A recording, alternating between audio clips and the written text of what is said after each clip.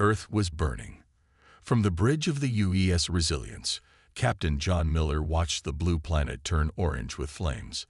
3 years of war with the Krell had come to this, humanity's last stand. "Status report," Miller said, his voice steady despite the chaos. Lieutenant Samantha Hayes looked up from her console. Her eyes were red from lack of sleep. "Luna Base has fallen, sir. We're the last battleship still fighting." Miller nodded. He had expected this news, but it still hurt. He looked around at his bridge crew, the final defenders of humanity. They were tired, scared, but still at their posts. "Message from High Command, Captain," said Diane Wilson from Communications. Her hand shook as she passed him the tablet. The orders were clear. Execute Operation Phoenix. Miller took a deep breath. "It's time. Tell the cryoships to prepare for jump." Operation Phoenix was humanity's final hope. 5 ships carrying 10,000 sleeping humans would escape in different directions. These people, frozen in cryo-sleep, would carry on the human race if Earth fell. The rest of the fleet would stay behind to give them time to escape. Dr. Alan Collins, the ship's science officer, looked at the captain with doubt in his eyes. "The jump drives are experimental. We don't know if they'll survive." "They have to," Miller said. "There's no other choice." On the main screen, Miller could see the 5 cryoships: Perseverance, Defiance, Endurance, Courage, and Hope. Each held 2,000 people in frozen sleep: soldiers, scientists, doctors, engineers, the best of humanity, chosen to rebuild civilization somewhere far from the Krell. "Krell warships approaching," called out Commander Patricia Rodriguez from Tactical. "At least 50 of them." "All ships, battle positions," Miller ordered. "We need to give the cryoships 20 minutes to power their jump drives." The Resilience moved forward, along with the 30 remaining human ships. They were outnumbered, outgunned, but they had no choice. Engineer Kevin Woods spoke up from his station. "Captain, I've redirected power from life support to weapons. We won't last long, but we'll hit harder." "Good man," Miller nodded. The space around Earth lit up with laser fire and explosions. Human ships fought bravely, but one by one, they began to fall. "Cryoships report jump drives at 50% power," Wilson called out. "They need 10 more minutes." The Resilience shook violently as Krell weapons found their mark. Fires broke out on the lower decks. 3 more human ships exploded nearby. "Keep fighting," Miller shouted as he helped Hayes back to her feet after a blast knocked her down. "Every second counts." The battle raged on. The Resilience took heavy damage, but continued to protect the cryoships. Finally, Wilson shouted over the noise. "Cryoships report jump drives ready, Captain." Miller watched the main screen as the 5 ships began to glow with energy.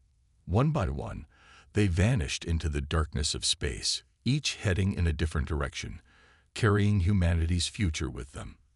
"They made it," Hayes whispered. Miller allowed himself a small smile. Then another blast rocked the ship. "Hull breach on decks 3 through 7, Woods reported. "Engines failing. Weapons offline." Miller looked at his brave crew. "Our mission is complete. All hands, abandon ship." "What about you, Captain?" Rodriguez asked, already knowing the answer. Miller sat back in his command chair. "I'll make sure the Resilience serves Earth one last time. Now go." The bridge crew hesitated, then saluted their captain before rushing to the escape pods. Miller waited until the computer confirmed all pods had launched before taking manual control of the ship. The damaged Resilience turned slowly, pointing toward the massive Krell command ship. Miller pushed the engines to their limits, ignoring the warnings and alarms. "For Earth," he whispered as the Resilience crashed into the Krell vessel. Both ships erupted in a ball of fire that lit up Earth's orbit like a second sun. In the darkness of space, 5 small ships carried humanity's sleeping survivors away from their lost home, toward an uncertain future. The war was lost, but humanity would survive to fight another day. The soft hiss of air was the first thing William Carter heard. His eyes opened slowly, the world around him a blur of white and blue lights. His body felt heavy, like it was made of stone. Vital signs stable. Brain activity normal, a calm female voice said. "Welcome back, Captain Carter." Carter tried to speak, but his throat was too dry. A tube with water appeared near his lips, and he drank carefully. "Where?" he finally managed to say. "You are aboard the UES Perseverance," the voice answered. "I am Iris, the ship's artificial intelligence. You have been in cryo-sleep for 150 years, 3 months, and 17 days. Carter felt his heart race. 150 years. Everyone he knew on Earth was long dead. The war, the Krell invasion. It all seemed like yesterday to him, but it was ancient history now. "Why? Wake me?" he asked, his voice getting stronger. "The ship has detected a habitable planet. Protocol requires command crew revival before colony procedures begin." Carter slowly sat up. He was in the medical bay of the ship. The room was silent except for the soft beeping of machines. 5 other cryopods were active, their glass covers sliding open. Dr. Nancy Rivera was the next to wake. As the ship's medical officer, she immediately began checking Carter's vitals, even though she was barely awake herself. "Take it slow, Captain," she said, her voice rough from long disuse. "Our muscles need time to remember how to work." Over the next hour, 4 more crew members woke from their long sleep. Lieutenant Eric Taylor, Dr. Olivia Nelson, Diane Wilson, and Chief Engineer Greg Foster. They gathered in the medical bay, drinking protein shakes and trying to adjust to being alive again. "Iris," Carter said after he could walk without help. "Show us where we are." The wall screen lit up with a star map. Iris highlighted their position near a yellow star with 7 planets. The 3rd planet is habitable. Oxygen atmosphere, liquid water, gravity 1.1 times Earth standard. Iris explained. "I have named it Haven." Dr. Nelson, the xenobiologist, studied the planet's data with excitement. "It looks perfect. When can we start waking the colonists?" Carter raised his hand. "Not yet." "Iris, what else can you tell us?" The AI paused. "I have detected energy signatures in the nearby system that match known Krell technology." The room went silent. The Krell, the aliens who had destroyed Earth, were here, 150 light-years from home. "Impossible," Wilson whispered. "How could they have reached this far?" "We've been asleep for 150 years, Taylor reminded her. "The Krell have had all that time to expand." Carter moved to the view screen, studying the data. "What exactly did you detect, Iris?" "Long-range scans show artificial structures on the 2nd moon of the gas giant in this system. Power signatures match Krell technology from our database." Carter looked at his crew. They were only 6 people, still weak from cryo-sleep. The Perseverance carried 2,000 sleeping humans, scientists, soldiers, engineers, and civilians. They were supposed to find a safe place and build a new home. "We need more information before we wake anyone else," Carter decided. "If the Krell are here, we need to know how many and what they're doing." Taylor nodded. "We should stay hidden and send a small team to Haven. Scout the planet while the ship remains in stealth mode." "What about the other cryoships?" Foster asked. "Could any of them have made it?" Carter looked at the vast emptiness on the star map. "I don't know, but right now we focus on keeping our people safe." Wilson stared at the image of Haven on the screen. "Earth is gone. We can't lose this one too." The crew fell silent, each lost in their own thoughts. They were 150 years in the future, their homeworld destroyed, and their ancient enemies somehow ahead of them. "Rest today," Carter finally said. "Tomorrow, we prepare for the scouting mission. We need to know if Haven is truly safe." As the others left to explore the ship that would be their home, Carter stayed looking at the beautiful blue-green planet on the screen. So like Earth, yet in a galaxy now ruled by the same enemy that had destroyed his world. The war was lost long ago.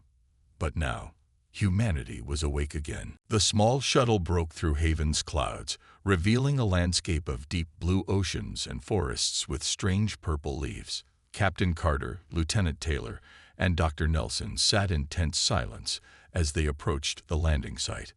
"Oxygen levels are higher than Earth's," Nelson said, checking her equipment. "The plant life is different, but compatible with our biology." Taylor kept his hand near his weapon. "Let's hope nothing here sees us as food." The shuttle landed in a clearing surrounded by tall purple trees. The team put on light-breathing masks, more from caution than necessity, and stepped onto the new world. "It's beautiful," Nelson whispered as she knelt to examine the grass-like plants beneath their feet. The blades were broad and flat, with a blue-green color. Carter looked around, taking in the sights and sounds of Haven. Birds, or something like them, flew overhead with 4 wings instead of 2. Small creatures scurried through the underbrush. The air smelled sweet, like flowers after rain. "We'll set up base camp here," Carter decided. "Taylor, secure the perimeter. Nelson, collect your samples. We have 6 hours before the Perseverance passes overhead again for pickup." They worked quickly and efficiently. Nelson gathered plant and soil samples while Taylor set up security sensors around their camp. Carter mapped the surrounding area with a handheld scanner. 2 hours into their mission, Carter's scanner picked up something unexpected. "I'm detecting metal deposits 2 kilometers east," he said. "Too uniform to be natural." Taylor checked his weapon. "Could be Krell." "Only one way to find out," Carter replied. They hiked through the forest, moving carefully and quietly. The trees grew taller and closer together, forcing them to watch their steps on the uneven ground. When they reached the coordinates, they found not a Krell outpost, but ruins. Ancient buildings of stone and a strange metal lay crumbled and overgrown with purple vines. "This civilization is long dead," Nelson said, examining the structures. "Look at the plant growth. These ruins are at least a century old." Carter ran his scanner over a damaged wall. "These burn marks. They're consistent with Krell energy weapons." Taylor frowned. "So the Krell were here before us." "They're still here," a new voice said. The humans spun around, weapons raised. From behind the ruins, a figure emerged. It was tall and thin, with gray-blue skin and 4 arms. Its face had no nose, just breathing slits and large eyes that blinked sideways. "We mean no harm," Carter said, lowering his weapon slightly but keeping it ready. The alien raised all 4 hands to show they were empty. "Nor do I. My name is Kelter. My people are the Arathi. And you are humans." Carter's eyes widened in surprise. "You know what we are?" Kelter nodded. "The Krell speak of humans with fear, though they conquered your world long ago. They call you the unpredictable ones." "How many of you are there?" Taylor asked. 32 survivors, hiding in caves beneath these ruins. "This was not our world. We came here as refugees when the Krell destroyed our home planet, just as they destroyed yours." Nelson stepped forward. "The ruins. Who built them?" "The Tauran. They too fell to the Krell, nearly 100 cycles ago. No one remains of their kind." Carter holstered his weapon, making a decision. "We have more questions. Will you take us to your people?" Kelter hesitated, then nodded. "Follow me." But quickly. Krell patrols scanned this area regularly. As they walked, Kelter explained that in the 150 years since Earth fell, the Krell had spread across a third of the galaxy. They conquered planets, took what resources they needed, and harvested genetic material from each species they defeated. "Why do they fear humans?" Carter asked as they approached a hidden cave entrance. "Because even in defeat, humans fought like no species they had encountered. Your adaptability, your unpredictability. These things frightened them. There are standing orders for any human sighting to be reported to Krell High Command immediately." Before they could ask more questions, Kelter suddenly stopped. "Silence," he whispered. "Krell scout ship approaching." In the sky above the forest, A dark shape appeared, moving slowly and deliberately.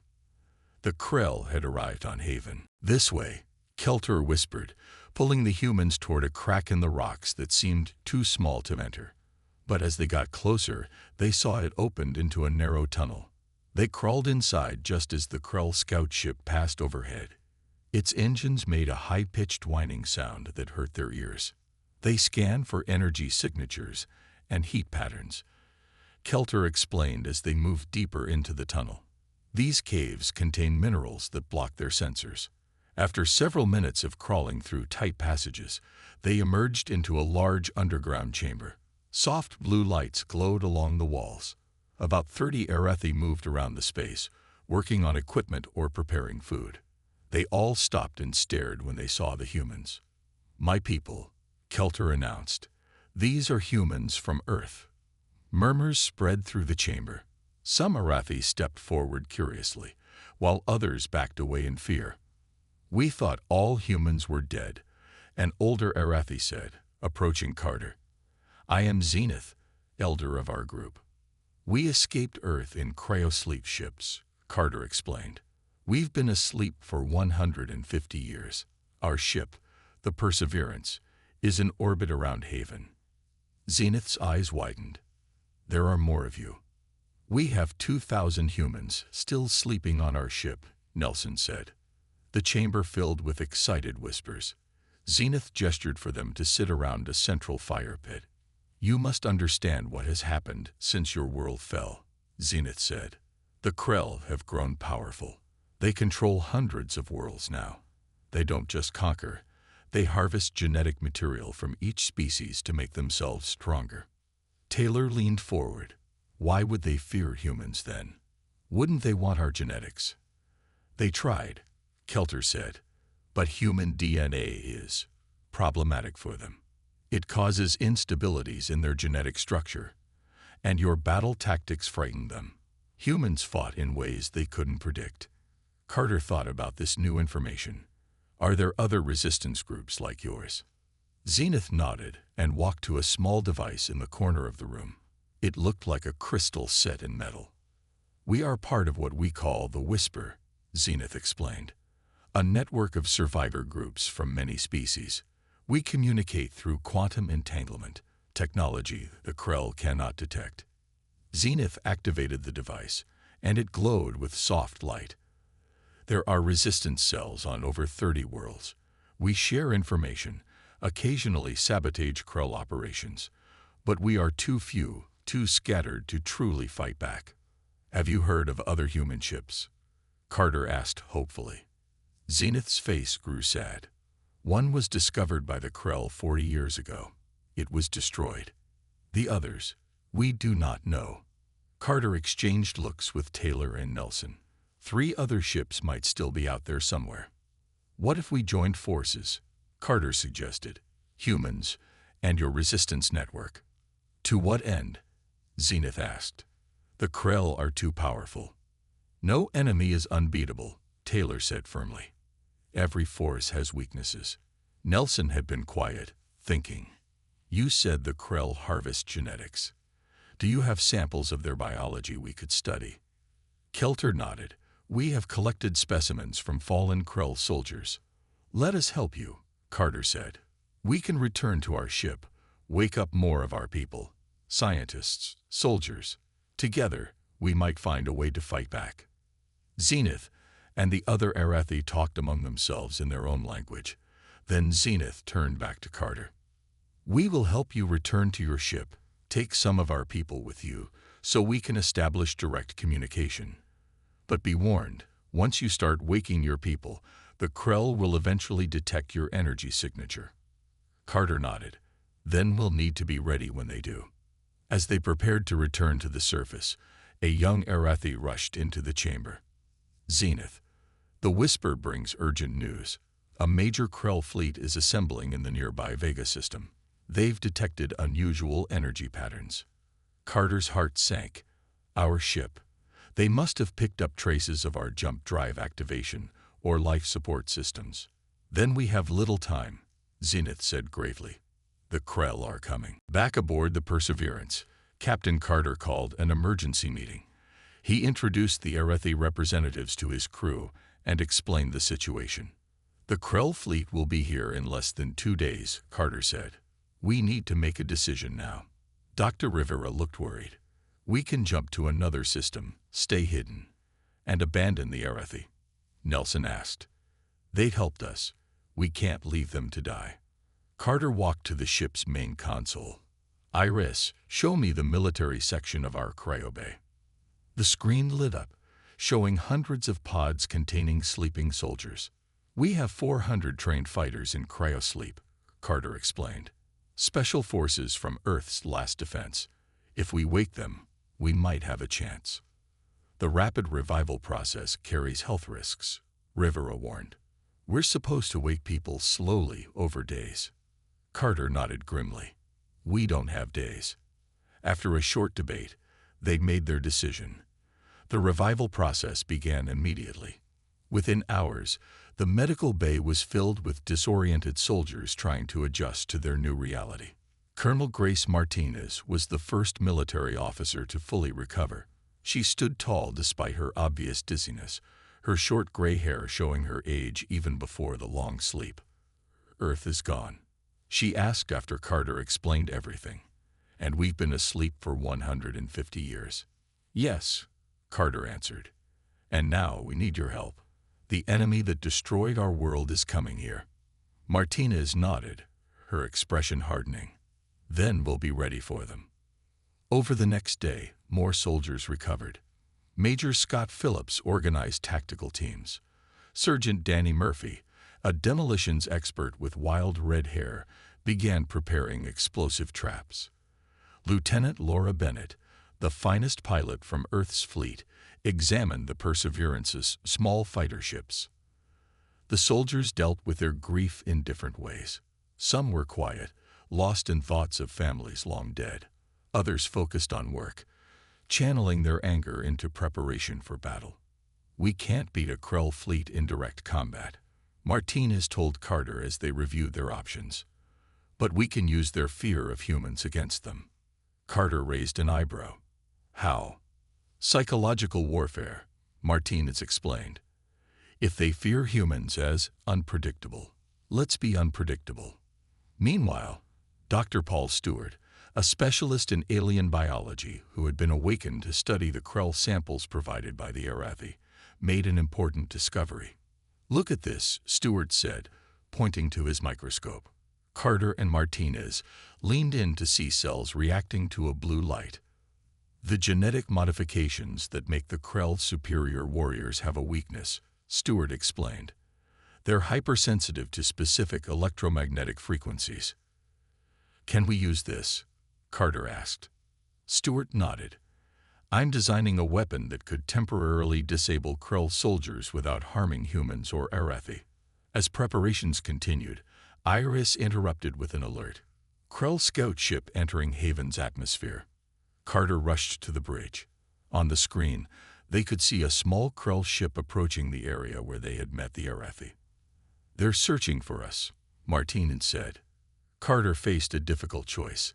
The Perseverance was hidden in the shadow of Haven's moon. They could stay hidden, but the Krell might find the Arethi underground base, or it could engage the scout ship, revealing their presence but protecting their new allies. "Colonel," Carter said, turning to Martinez, "prepare a strike team. We're going down to Haven." "This could give away our position," Rivera warned. "I know," Carter replied. "But we didn't wake up after 150 years to hide while others fight our battles." Martinez smiled for the first time since waking. "I'll have a team ready in 30 minutes." As the humans prepared for their first battle against the Krell in 150 years, Keltor approached Carter. "Your people seem eager to fight," the Arethi observed. "We lost our world," Carter explained. "But we haven't lost our spirit. The war was lost long ago, but maybe, just maybe, we can still win the peace." The forest of Haven was quiet as the human strike team moved through the purple trees. Captain Carter led the way with Colonel Martinez, and 20 soldiers following closely behind. Each carried weapons from Earth, now ancient but still deadly. The Krell scout ship landed 2 kilometers ahead. Lieutenant Bennett whispered, checking her scanner. 5 life signs moving toward the ruins. Sergeant Murphy grinned as he set up small devices on trees and rocks. My welcome gifts are ready, he said. The humans had trained for years to fight the Krell on Earth. Now, 150 years later, they would finally put that training to use. Remember the plan, Martins reminded the team. We don't fight them directly. We confuse them, lead them into traps, then hit them with Dr. Stewart's electromagnetic pulses. Carter nodded. The Krell expect enemies to either run or attack head-on. We'll do neither. They reached the edge of a clearing and saw them. 5 Krell soldiers. They were tall, with thick gray skin and 4 eyes set in a wide face. Their armor gleamed in the sunlight as they searched the ruins where the humans had first met Kelter. They're looking for the entrance to the Arathi caves, Carter whispered. Martine signaled to her team. 3 soldiers moved silently to the left, 3 to the right. The trap was set. Murphy pressed a button on his wrist device. Suddenly, strange animal calls sounded from different directions. The Krell soldiers looked up, confused by the noise. Then Bennett activated a small drone that flew over the Krell, projecting human heat signatures in multiple locations. The aliens immediately fired at the false targets. Now, Carter ordered. Stewart's electromagnetic weapon activated with a low hum. The blue pulse was invisible to human eyes, but the effect on the Krell was immediate. 2 soldiers fell to their knees, their bodies shaking. The other 3 staggered, disoriented and unable to aim their weapons. The humans attacked from all sides. Their weapons, designed to penetrate Krell armor, worked perfectly. Within minutes, 4 Krell soldiers were down. The 5th managed to send a short message on its communicator before Murphy's shot silenced it. They've called for backup, Martine said grimly. We need to move. As they gathered their equipment, a larger Krell ship appeared in the sky above them. It fired energy beams that tore through the forest, setting trees ablaze. Back to the caves, Carter shouted. The team ran toward the hidden entrance, barely making it inside as the bombardment intensified. Inside the tunnels, they found Kelter waiting with a group of Arathi fighters. You engaged the Krell, Kelter said, sounding surprised. And won. For now, Martins replied, but more are coming. The ground shook from another blast above. Carter's communicator beeped. Carter here, he answered. Captain, this is the Perseverance, came the voice of Dr. Rivera. The Krell know we're here. A cruiser has broken off from their main fleet and is heading toward Haven. Carter looked at Martinez. How many Krell on a cruiser? At least 200, she answered. The situation seemed hopeless. Even with their new electromagnetic weapon, they couldn't fight that many Krell. But Murphy was smiling as he dug through his equipment bag. Why do you look so happy? Bennett asked him. Because, Murphy said, pulling out a small device, Krell ships have one major weakness. Their engine cooling systems are always external. Hit that. And he made an explosion gesture with his hands. Martinez raised an eyebrow. You think you can take down a cruiser with that little thing? With the right placement? Absolutely. As they debated their options, one of the Arathi rushed into the chamber. The Whisper has sent an urgent message, the Arathi said, holding up their communication device. There is another human ship in the next system. They are trying to contact anyone who might hear them. Carter took the device. On its small screen was a fragment of code, an old Earth military encryption pattern. His heart raced as he decoded it. It's from the UES Defiance, he said, his voice filled with hope. Another cryoship. They're alive. Can they help us? Martins asked. Carter looked at the message again. They're 3 days away at maximum speed. Martinez frowned. The Krell will be here in hours. The cave shook from another blast. Dust fell from the ceiling. Time was running out. Then we fight, Carter decided. We hold off the Krell long enough for the Defiance to arrive. Murphy held up his explosive device with a grin. I've always wanted to blow up an alien cruiser. The Krell cruiser hovered over Haven's forest like a dark storm cloud. Smaller ships dropped from its belly, carrying soldiers to the surface. In the Arathi caves, Captain Carter and Colonel Martinez prepared for battle. They had set traps throughout the forest and placed Stewart's electromagnetic pulse devices at strategic points. We can't beat them all, Martine said, but we can slow them down. Murphy checked his explosives one last time. My team is ready to target their ship. We just need a distraction. Lieutenant Bennett stepped forward. I can fly one of our shuttles. Draw their attention while Murphy's team plants the charges. Carter nodded. Be careful. We need 3 days until the Defiance arrives. The humans split into teams. Bennett took 2 pilots and 3 small shuttles from the Perseverance. Murphy led 5 soldiers on the mission to plant explosives on the Krell cruiser. Carter, Martinez, and the rest prepared to defend the caves alongside the Arathi. As darkness fell, Bennett's shuttles launched, flying fast and low over the forest. The Krell immediately gave chase, their attention drawn to the obvious targets. Meanwhile, Murphy's team used the distraction to approach the cruiser's landing area. Remember, Murphy whispered to his team, place the charges on the external cooling vents. Then get out fast. The battle began as Krell soldiers found the entrance to the caves. Carter and Martinez were ready, activating Stewart's devices as the first aliens appeared. The electromagnetic pulses disabled many, but more kept coming. Fall back to the next chamber, Martinez ordered as they fired at the disoriented Krell. The humans retreated deeper into the caves, leading the Krell into prepared traps. Above them, Bennett's shuttles danced through the sky, staying just ahead of Krell fighters. Her piloting skills, remembered from training 150 years ago, kept her alive as she led the enemies away from Murphy's team. Murphy reached the cruiser and found what he was looking for: large vents along the ship's underside, glowing with heat. Perfect, he said, placing his explosives carefully. Set timers for 30 minutes. As Murphy's team finished and began their retreat, Bennett's voice came over the radio. I'm hit. Going down. Carter watched from the cave entrance as one shuttle crashed into the forest. Krell soldiers moved toward the crash site. Bennett needs help, Carter said, grabbing his weapon. Martinez held his arm. We can't risk it. But Carter shook his head. No one gets left behind. Carter led a small team through the forest, using every trick they had learned about fighting the Krell. They moved quickly and quietly, changing directions often to confuse Krell sensors. When they reached the crash site, they found Bennett injured but alive, hiding beneath wreckage as Krell searched nearby. Took you long enough, she whispered with a weak smile. As they prepared to move her, Murphy's voice came over the radio. Fire in the hole.